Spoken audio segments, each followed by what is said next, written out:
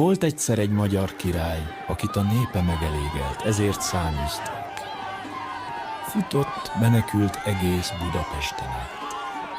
Egyszer csak megjelent Szőr Alekosz, és megállította őket.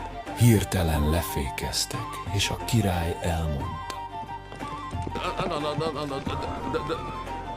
The problem is the war. Ki jön érted a tek jön, ki érted? Ja, tek. Ki jön? Bevisznek, mint a lajcsit. Úgy visznek majd befele. Majd meglátod. Mivel visznek befele? Kérdezte. Gondolom nem gyalog. A királyt és legjobb cimboráját börtönbe vitték. Fegyházban vagyunk. Hoppá. De barátságuk és bátorságuk tartotta őket életben. Míg nem. Egy váratlan fordulat mindent megváltoztatott.